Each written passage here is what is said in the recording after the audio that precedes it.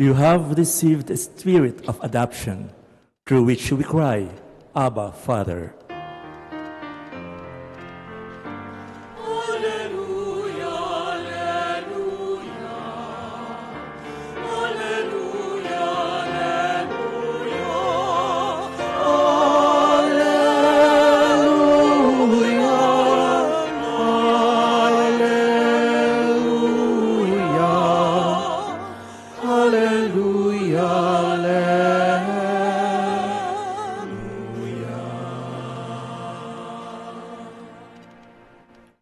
The Lord be with you. And with your spirit.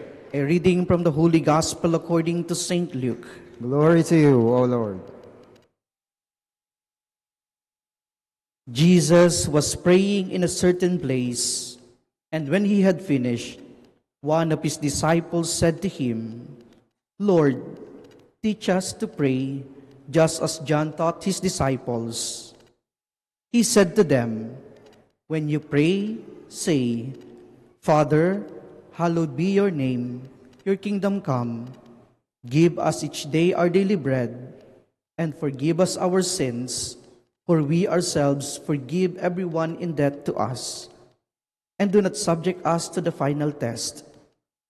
And when he had said to them, suppose one of you has a friend, whom he goes at midnight and say, Friend, lend me 3 loaves of bread, for a friend of mine has arrived at my house from a journey, and I have nothing to offer him. And he says in reply from within, do not bother me. The door has already been locked, and my children and I are already in bed. I cannot get up to give you anything. I tell you, if he does not get up to give the visitor the loaves because of their friendship, he will get up to give him whatever he needs because of his persistence. And I tell you, ask and you will receive, seek and you will find, knock and the door will be opened to you. For everyone who asks receives, and the one who seeks finds, and the one who knocks, the door will be opened. What father among you would hand his son a snake when he asks for a fish, or hand him a scorpion when he asks for an egg? If you then, who are wicked, know how to give good gifts to your children, how much more will your Father in heaven give the Holy Spirit to those who ask him?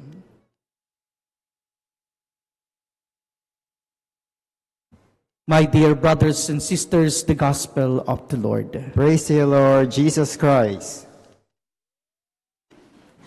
Good afternoon, my dear brothers and sisters. Our Gospel this Sunday talks about prayer and how we can do it better. Prayer and how we can do it better. There was a story about a young shepherd. One time while he was tending his flock, he heard the church bell ringing. And suddenly, he felt the urge to pray. Parang gusto niyang magdasal kasi narinig niya yung bell ng simbahan. But he doesn't know how to pray. Walang nagturo sa kanya na manalangin. So, nagtungo siya dun sa isang malapit na bato, and then he knelt down at nagdasal siya ng ganito. A, B, C, D, E, F, G, H, I, J, K, L, M, N, O, P, Q, R, S, T, U, N, V, W, X, Y, and Z. Inulit niya yung kanyang panalangin. A, B, C, D, E, F, G, hanggang sa C. But a passerby noticed him praying. And sabi sa kanya, what are you doing? And then the shepherd answered, I am praying. The man replied, that is not praying. The young shepherd says, I am just trying, no? Since I do not know how to pray, I give God all that I have, those letters, and I believe that He will give me whatever I need.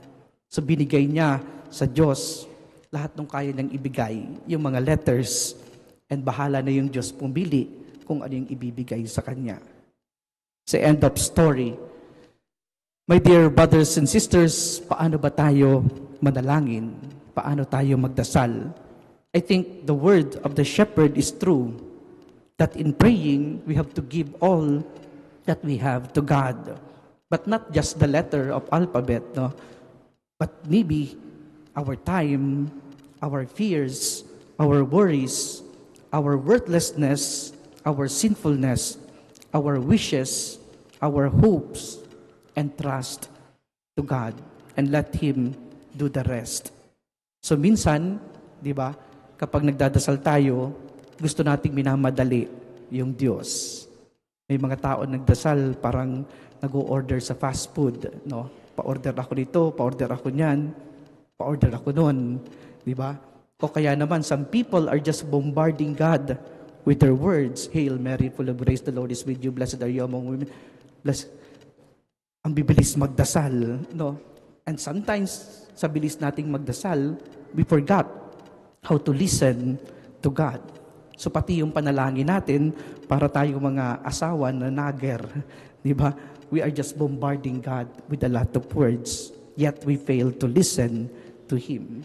O kala naman ng iba, ang Diyos ay parang ATM machine, no? Minsan ka na nga lang makaisip magdasal, gusto mo nandiyan na agad yung resulta, natupad na agad yung panalangin mo. Kapag hindi natupad, sasabihin, Lord, napaka-unfair mo naman. Hindi mo ako love. Di ba? So brothers and sisters, paano ba tayo dapat magdasal? Bishop Robert Barron give us 4 rules of prayer. Meron daw 4 na pamantayan yung panalangin. Ano po yun? Ano-ano yun? Ayon kay Bishop Robert Barron. First, we must pray with faith. Manalangin ng may pananalig. Manalangin ng may pananampalataya.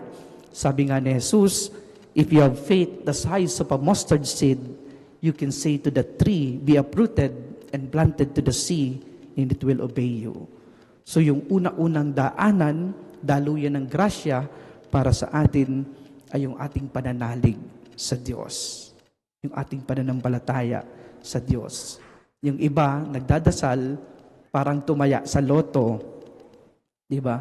Bahala na. Baka lang naman tumama. Di ba? So nagdadasal, baka lang naman sagutin ng Diyos. No? But minsan, our faith is important in prayer, or even we have to pray with desperation. No?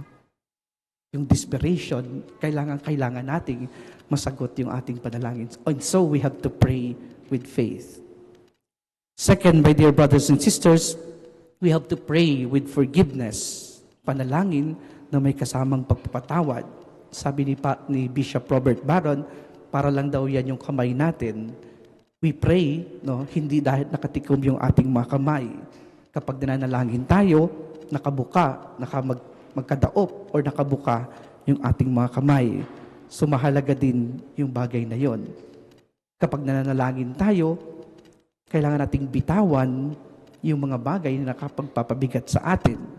Yung mga galit, yung mga hinanakit, our envy, yung mga puot at mga inggit natin, nababarahan yung daluyan ng grasya para sa atin. Hindi natin maisahod yung ating mga kamay kung nakatikom yung ating mga kamay.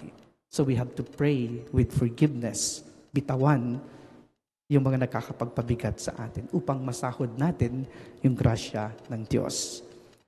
Thirdly, we must pray with persistence. Napakinggan natin sa gospel and even the first reading, panalangin ng may pagtatiyaga. So hindi parang fast food yung pananalangin na isang order lang, nandiyan na agad.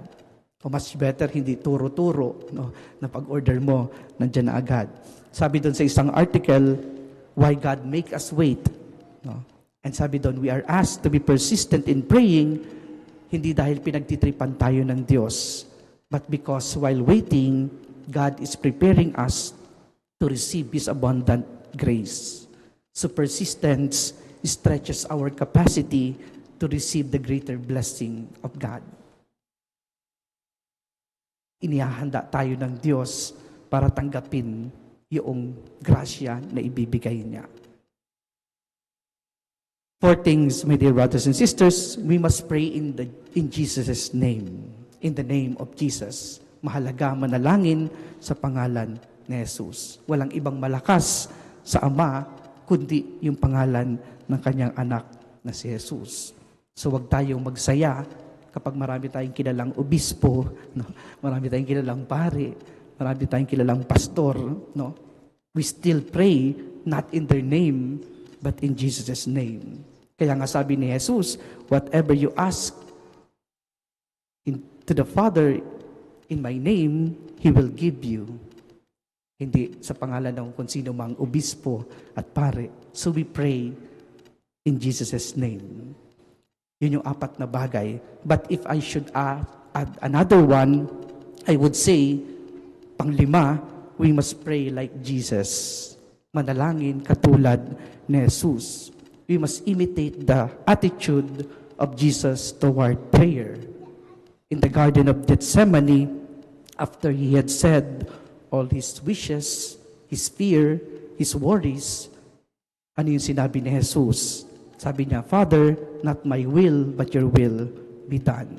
And so, we must learn to put the decisions, all decisions in the hands of God, or the completion of our prayer in the hands of God. Amen? So mahalaga pinagkakatiwala natin sa Diyos lahat ng ating panalangin at bahala na siya na tugunin kung ano man yung ating hinihiling.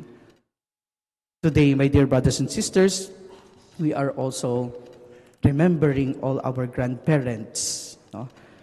And so we pray na yung ating mga grandparents maging mabuting halimbawa din ng pananalangin sa Diyos, pananampalataya sa Diyos. And so, we pray, my dear brothers and sisters, that in prayer, we may learn first to have faith, to pray with forgiveness, to pray with persistence, to pray in the name of Jesus, and to have the attitude of Jesus. We may learn to give all that we have to God and let Him do the rest. Amen.